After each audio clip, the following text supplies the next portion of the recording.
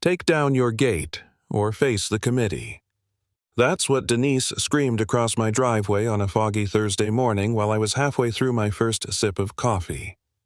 A week later, there were midnight photos all over the neighborhood forum rescue boats staged in front of my fence, flashing lights captions implying my grandfather's gate would get somebody killed. By the time the sheriff's deputy walked into our emergency board meeting with a folder thick enough to choke a filing cabinet, I knew exactly what this was: not a safety concern, a takeover. I'm Derek Turner. I grew up on this strip of woods along Pine Lake where the mist rises the same way it did when my grandfather sunk the first posts for this cabin in the 60s. The gate at the edge of my trail isn't some iron fortress, it's 2 weathered pine rails, iron hinges pitted with age, a latch that's stuck in winter since before I learned to drive. It's there to keep hikers from wandering into the yard, to keep deer out of the vegetable patch, to mark the line between public trail and private land. I'm a fire department tech. I've hauled hoses through tighter spaces than this gate.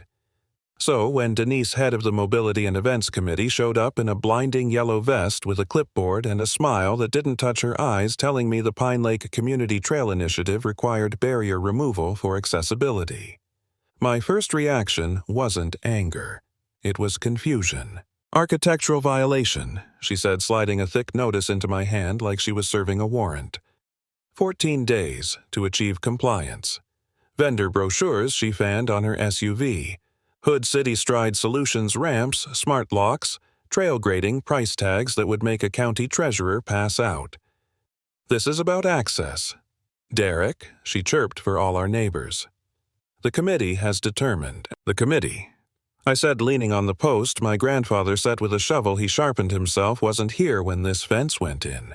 "Explain to me how the gate that stood for 60 years suddenly blocks community access when the boat ramp on South Shore has been the emergency route for 50. She smiled again tight. "We're not asking you to provide access. We're requiring compliance." I watched her drive away, dust lifting off the trail. I finished my coffee slowly, because a thing like that, you don't answer it by shouting in a driveway. You answer it with facts. That night I sat on the porch and read the notice under the porch light. Architectural standards, lakeside accessibility, non-compliant structures. I knew regulations. I live by them. But I also know when somebody's using rules like a cudgel. Around 11, movement flickered down by the gate. Not deer, not raccoon. A flashlight cut across the rails, then another. I walked halfway down the path and stopped where the shadows kept me out of sight. A man set a metal case on the ground, flipped it open, and started arranging things, cones of backboard emergency tape. Another person snapped photos, wide angles, dramatic shadows. When they lifted a rescue raft, tilting it just so against my fence, I swear I felt my jaw go numb.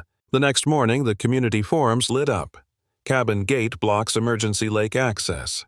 Time-sensitive compliance ignored. Photos better than anything we've ever posted at Pine Lake. God-tier lighting close-ups, captions dripping moral outrage. My phone buzzed like a beehive. "Is this you? Derek? Why would you block rescue teams? Private rights don't trump public safety." I called the county fire dispatcher. She's heard me on the radio more times than I can count. "Lake rescue?" she said, baffled. "We use South Shore boat ramp, paved wide, turn radius designated egress. We've never taken a trail through private lots ever." She even gave me the standard operating procedure number. I posted it everywhere, screenshots, a map with the route highlighted, GPS pins from the night I saw the lights by my fence. Didn't matter. The mood had already shifted. Truth moves like a tree slug, fear moves like wildfire. That evening, I got a text from an unknown number. "This is City Stride Solutions regarding compliance documentation failure. A certified consultant will perform a mandatory review." Mandatory, like they were the county. Monday, a guy in a button-down and khakis showed up with a clipboard so thick you could jack up a truck on it. He had the smooth cadence of a man who wins arguments by exhausting you. "Historic district compliance," he intoned. "Your gate violates preservation standards." "Historic district?" I asked. "Since when?" He began to recite. I set my phone to record and let him talk himself in circles, structure incongruent with modern accessibility expectations. non-conforming hardware potential for forced removal. When he paused to catch his breath, I excused myself, coffee refill, and called the state licensing board. The line crackled. Yeah, the clerk said that license expired 3 years ago. No renewal on file. I pulled the guy's card back up to the camera and live-streamed the rest from the moment his eyes twitched at the word expired to the moment I showed him a county letter stating the obvious: there is no Pine Lake Historic District. He packed up in a hurry. "I'll need to consult with my supervisors," he said, but it came out like, "Please don't post this." I posted it. And for a beat, just a beat, I felt like the truth might be enough. By Wednesday, 3 committees had banded together landscaping lake management mobility, issuing a joint comprehensive property review and referencing a stack of board authorizations like a stack of winning lottery tickets. I read the minutes. They were identical paragraphs with different letterheads. That's not how meetings work. That's how copy-paste works. I went to the landscaping meeting and sat by the ficus in the corner recorder on the table and listened to Denise, who wasn't on landscaping, steer the conversation like she owned the road. Every solution led back to City Stride. Every problem was a private gate. My gate. Public comment, the chair asked, and an older woman with kind eyes nodded at me. I stood and talked, not loud, not angry, about how emergency access used the paved ramp, how the HOA bylaws didn't grant committees the power to regulate pre-existing private structures, how coordinated action doesn't alchemize authority you don't have. I held up my recorder so they could all see themselves being accountable to their own words. That part landed. You could tell from the glances. After the meeting, committee members drifted my way. One man whispered that Denise had shown them board authorizations, but he'd never actually seen the signatures happen. Another admitted he'd voted yes because the packets looked official. I called Rick Patterson, who'd done 2 terms on the board and knows his way around a signature line. Bring everything he said. We'll scan it. That night, my living room looked like a paper storm. Rick studied the signatures under a magnifier, tracing pen lifts, letter shapes, baseline slants. He's no lab expert, but he's handled enough real documents to spot a fake.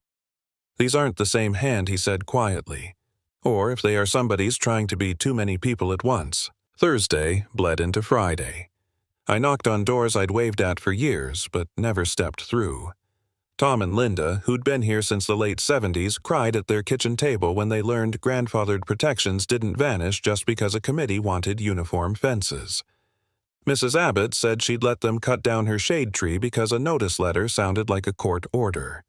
Carlos showed me a violation for planning a small workshop behind his cabin, a structure that wouldn't even be visible from the trail. Every story landed on the same bruised spot: false authority glossy printing a well-meaning neighbor who believed the header and forgot to read the bylaws. I slept badly that weekend. At 3 in the morning, lying in the blue glow of the ceiling fan, I wondered if I'd picked the wrong hill to die on. The comments online cut deeper than I expected: selfish, obstructionist, dangerous. There was this moment, and it's hard to admit, where I pictured myself unbolting the hinges, quietly sliding the gate into the shed before dawn, letting the world move on without me. A committee would call it compliance. My stomach called it surrender. I rolled over and stared at the photo of my grandfather on the bookshelf, his hands too big for his sleeves, sawdust in his hair, that look he had after a long day of making something true. And I remembered I work on a fire truck for a living. When you're inside a burning room, the worst thing you can do is lose the wall. The wall tells you where you are. The wall gets you out.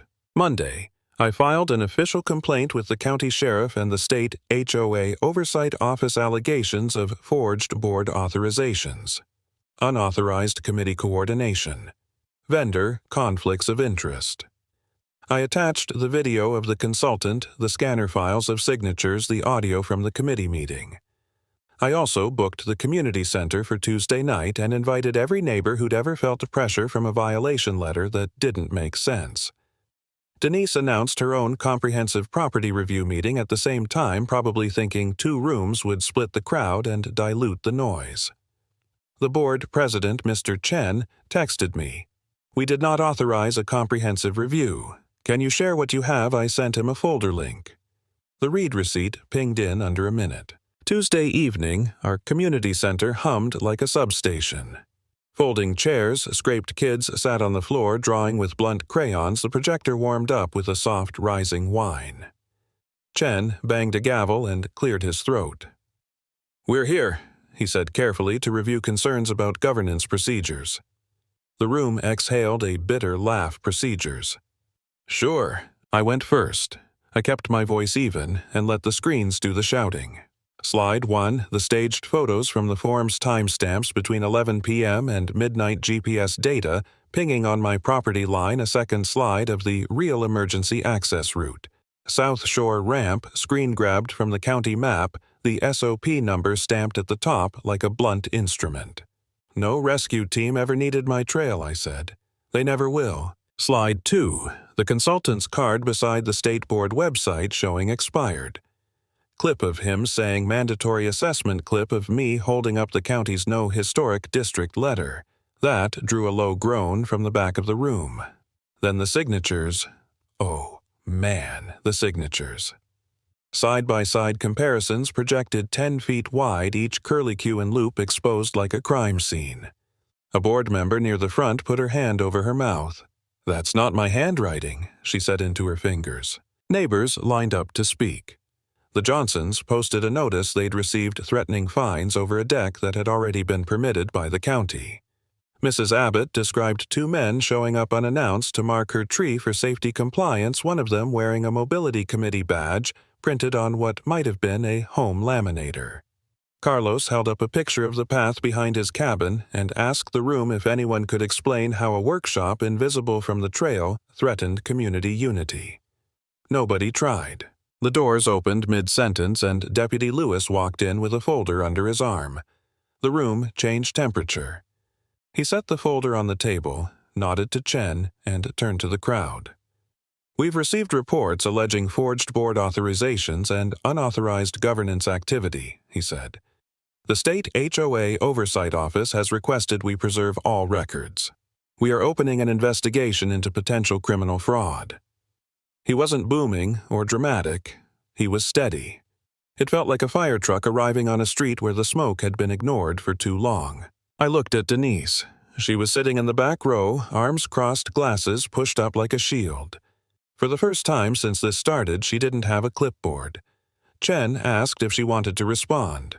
The room hushed so hard you could hear the projector fan.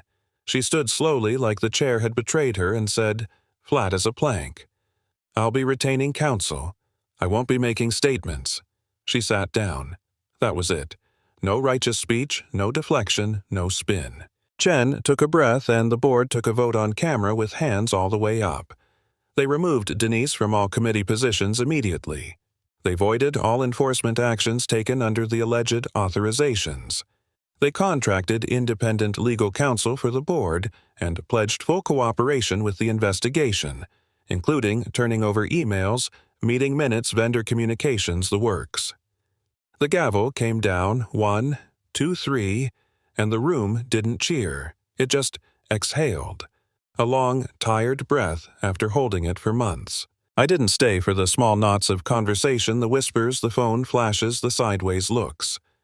I walked out into the crisp night air and followed the trail to my fence. The rails were darker than usual, damp with dew. I ran a thumb along the groove where the latch sticks when the temperature drops, something I've done without thinking since I was 16.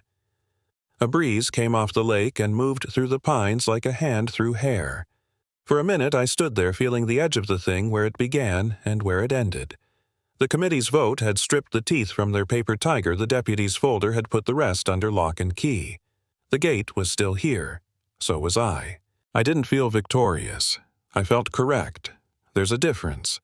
Victory is balloons, banners, triumphant music. Correct is a quiet cup of coffee, a fence that does the job it's supposed to do, an inbox without threats dressed up as notices. It's the absence of a lie. The next morning, the forums were already pivoting, people apologizing, people deleting posts, people insisting they always had questions about those photos. I didn't answer any of it.